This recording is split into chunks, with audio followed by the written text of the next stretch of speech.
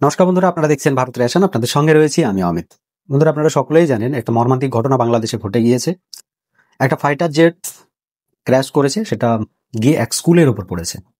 আর সেই স্কুল এবং কলেজের বেশ কিছু স্টুডেন্ট সেখানে ক্ষতিগ্রস্ত হয়েছে অনেকের, এবং মারা গিয়েছে।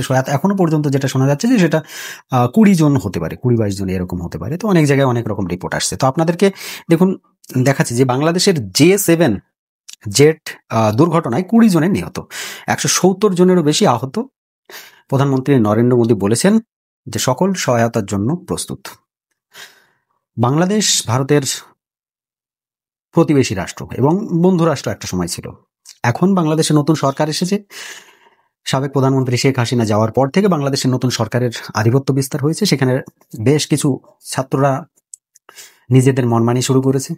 আর সেই রকম পরিস্থিতিতে বাংলাদেশের সেনা তরফ থেকে একটা ট্রেনিং জেট J7, যত সম্ভব F7, এটার একটা নাম J7 বলা যেতে পারে। তো F7 এই জাহাজটা ক্র্যাশ করে মারা গিয়েছে। দেখুন, আজ থেকে প্রায় 3 মাস আগেকার আরো একটা প্রতিবেদন দেখাবো আপনাদের। প্রতিবেদন নয়, তার ডিটেলস দেখাবো। দেখুন, বলছি যে ভারত নয়, বাংলাদেশ হচ্ছে এশিয়ার নতুন পরাশক্তি। বাংলাদেশকে অর্থ, অস্ত্র, বাণিজ্য সহযোগিতা করবে চীন। বাংলাদেশকে অর্থ, অস্ত্র এবং বাণিজ্যে সহায়তা করবে চীন। চীনের অস্ত্র নিয়েছে আর সেই অস্ত্রই ভেঙে পড়লো। কথা যেটা বলি যে বাংলাদেশে যেটা ঘটেছে সেটা মর্মান্তিক। তার জন্য আমরা সকলে দুঃখ প্রকাশ করি। প্রত্যেকটা পরিবার যারা ক্ষতিগ্রস্ত হয়েছে, আমরা তাদের পরিবারের সদস্যের জন্য আমরা সহানুভূতিশীল। এইরকম ঘটনা যেন ভবিষ্যতে কোথাও আর না ঘটে, আমরা সেটাই চাইবো। কিন্তু বাংলাদেশ কোথাও না কোথাও একটু বেশি বাড় বেড়েছিল। না হলে দেখুন তো, এই যে যুদ্ধ বিমানটা যেটা ওরা ব্যবহার করছেন, এই যুদ্ধ বিমানটা চীন থেকে তারা ইম্পোর্ট করেছে। আর এই যুদ্ধ বিমান চীন কিন্তু আজ থেকে 2 দশক আগে প্রায় এই যুদ্ধ বিমান তারা বন্ধ করে দিয়েছে। মানে এক কথায় বলতে পারে, চীন যে মালটা তার দেশে ব্যাকডেটেড হয়ে যায়, সেই মালটা তারা এক্সপোর্ট করে বিভিন্ন দেশে, আর ইম্পোর্ট করে বাংলাদেশের মতো, পাকিস্তানের মতো দেশ। তো আমি শুধু এই থাম্বনেলটার কথাই ভাবছি এখন। এনটিভি নিউজের পক্ষ থেকে এই থাম্বনেলটা দেওয়া হয়েছে বা এই টাইটেলটা দেওয়া হয়েছে, প্রতিবেদনটাও করা হয়েছে। আমি ডেসক্রিপশন বক্সে এর লিঙ্ক দিয়ে দেবো, আপনারা চাইলে প্রতিবেদনটা দেখে আসতে পারেন ভিতরে কি বলছে। স্বাভাবিক ব্যাপার, ভারতের বিপক্ষেই কথা বলবে। বাংলাদেশ শক্তিতে আগিয়ে যাচ্ছে, তার জন্য আমাদের মাথা ব্যথা হওয়ার কোনো কারণ নেই। কিন্তু চীনের কাছ থেকে নিয়ে ওরা যে বড়াইটা করছে, তার পরিণতি কিন্তু এই ধরনেরই হবে।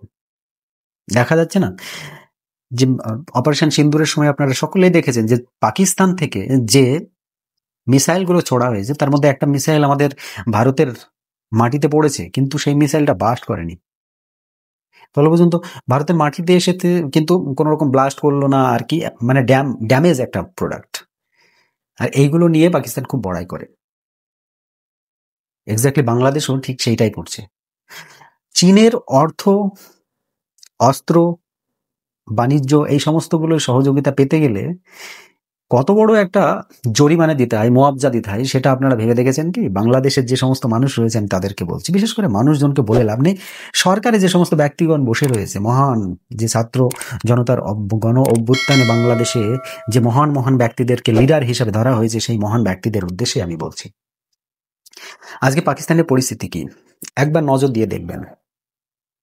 কোন সময় থেকে আপনারা যদি দেখেন যে 60-এর দশক, 70-এর দশক, এমনকি 80-র দশকেও পাকিস্তান কিন্তু যথেষ্ট, ভারতের চাইতে যথেষ্ট প্রভাবশালী বলা যেতে পারে। সেই সময় পাকিস্তান তাদের ইকোনমিক গ্রো করছে, তাদের সামরিক বাহিনী এবং সামরিক শক্তি ভারতের চাইতে যথেষ্ট ভালো হচ্ছিল। আস্তে আস্তে ডাউন কোথা থেকে আসলো? ডাউনফলটা তাদের কোথা থেকে আসলো? তাদের দেশে বাংলাদেশের মতো এইরকম অরাজকতা যখন থেকে শুরু হয়ে গেল, ঠিক তখন থেকেই ডাউনফল আসলো। আর এই ডাউনফলের ফলে তাদেরকে সহযোগিতা করতে লাগলো কে? চীন। আজকের ডেটে পাকিস্তান FATF এর গ্রে লিস্টে চলে যাওয়ার মতো জায়গায় রয়েছে। অনেক কষ্ট করে বিভিন্ন দেশের সঙ্গে কথা বলে, লোন টোন নিয়ে, তারপরে তারা ওই গ্রে লিস্ট থেকে বাইরে আসে। কিন্তু এই জিনিসটা কেউ একবার মাথায় নেয় না যে চীনের সাপোর্ট করার পরেও পাকিস্তান কিভাবে এইরকম অর্থনৈতিক কোল্যাপস হয়ে যায়। আজকে দেখুন আরো একটা উদাহরণ দেবো। চীন ঢুকেছিল শ্রীলঙ্কায়, পাকিস্তানকে তো গেল, পাকিস্তানকে শেষ করে দিয়েছে। পাকিস্তানের বর্তমান পরিস্থিতি কি সেটা বাংলাদেশিরাও জানে, আমরা ইন্ডিয়ানরাও জানি, এবং আরো সারা ভারতবর্ষ ছাড়াও আরো বিদেশে যে সমস্ত মানুষজন রয়েছে যারা একটু চীনকে বোঝে তারা সকলেই জানে। আজকে শ্রীলঙ্কার পরিস্থিতি কি? শ্রীলঙ্কার এমন অবস্থা হয়েছিল যে ওখানকার মানুষের দুবেলা খাবার পর্যন্ত জুটত না। সেই শ্রীলঙ্কা এখন কিন্তু আস্তে আস্তে ঘুরে দাঁড়াচ্ছে। কেন ঘুরে দাঁড়াচ্ছে? চীনের কাছে তাদের একটা পোর্ট বিক্রি করে দিতে হলো, কারণ যে পরিমাণ অর্থ চীনের কাছ থেকে নিয়ে রেখেছিল সেই অর্থ নেওয়ার পরে চীনকে দেওয়ার মতো কিছুই ছিল না তাদের। তারা কি করলো? তারা একটা পোর্ট চীনকে বিক্রি করে দিল, 100 বছরের লিজ দিয়ে দিল চীনকে। আজকে বাংলাদেশের কি আছে? বাংলাদেশের কাছে একটাই আছে, সেটা হচ্ছে পোর্ট। কোনটা? কক্সবাজারের ওই যে বেশ অনেক কটাই পোর্ট রয়েছে। তো চীন আসবে, বাংলাদেশে ঢুকবে, ঢুকে বাংলাদেশকে সহযোগিতা করবে, লোন দেবে, দেওয়ার পরে যখন বাংলাদেশের মাথার উপর বসে পড়বে, ভাই তোর উপরে আমার এত কোটি ডলার, এত ডলার আমার বকেয়া রয়েছে, সেগুলো পরিশোধ কর। এই টাইম এর মধ্যে না শোধ করলে আমরা এই পরিস্থিতি করব। শোধ করতে পারলো না, তাহলে এইটা আমাকে দিয়ে দে, তাহলে তো পরিশোধ করা লাগবে না। এইরকম পরিস্থিতি বাংলাদেশকে নিয়ে আসার জন্য যেটা পাকিস্তানকে করেছে, যেটা শ্রীলঙ্কাকে করেছে, সেইটাই বাংলাদেশকে করবে। কারণ ভারতকে আটকানোর জন্য চীন কিন্তু বিভিন্ন জায়গায় ট্রাই করে থাকে যে কাকে আমরা সঙ্গে নেব। দেখুন, পাকিস্তানকে সঙ্গে নিয়ে ফেলেছে। পাকিস্তান এদিকে একবার যায়, ওদিকে একবার যায়, মানে পাকিস্তান এমন একটা দেশ হয়ে গিয়েছে, একবার এর থাপ্পড় খেয়ে আসে আর একবার ওর থাপ্পড় খেয়ে আসে।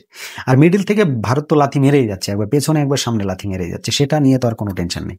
দ্বিতীয়ত হয়ে গেল যে শ্রীলঙ্কা বুঝতে শিখেছে। এখন বুঝতে শেখার পর শুধুমাত্র চীনকে দেশ থেকে বিতাড়িতই করেনি, শুধুমাত্র ওই একটা পোর্ট দিয়ে ভারতের সঙ্গে বন্ধুত্ব করেছে শ্রীলঙ্কা। তৃতীয়ত হয়ে যাচ্ছে মালদ্বীপ।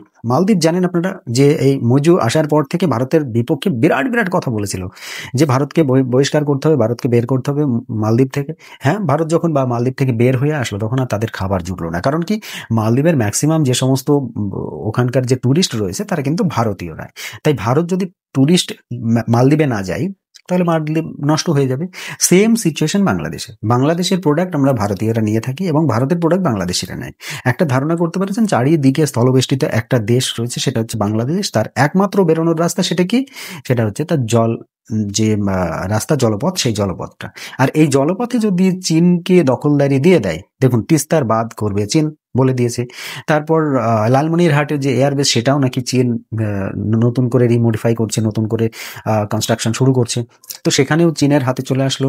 দ্বিতীয়ত চলে যাবে যে আরো যে পোর্টগুলো রয়েছে, আস্তে আস্তে চীন ঢুকছে তো বাংলাদেশে, ঢোকার পরে এই পোর্টগুলো কি করবে? তারা লিজ নিয়ে নেবে, নেওয়ার পরে কি বাংলাদেশের উপর আধিপত্য বিস্তার করবে। আর ওইভাবে একদিন হাত জোড় করে চলে আসতে হবে ভারতের প্রধানমন্ত্রী বা ভারতের রাষ্ট্রপতির কাছে যে বাঁচাও, আমার ভুল হয়ে গিয়েছে, আমাকে ক্ষমা করে দাও। যাই দেখুন, বাংলাদেশে বর্তমান যেটা ঘটেছে সেটা অত্যন্ত মর্মান্তিক। আমরা সকলে শোক প্রকাশ করি। আমরা চাই যে এই ধরনের ঘটনা নেক্সট টাইম না ঘটে। কিন্তু বাংলাদেশিদের যদি এরকম মেন্টালিটি থেকে থাকে, চীনের প্রোডাক্ট যদি বেশি নেয়, আমরা সকলে জানি যে ভারতীয়রা একটা কথা বলে যে মেড ইন চায়না মানে বেশি দিন যায় না। আমরা সকলে জানি মেড ইন চায়না বেশি দিন যায় না।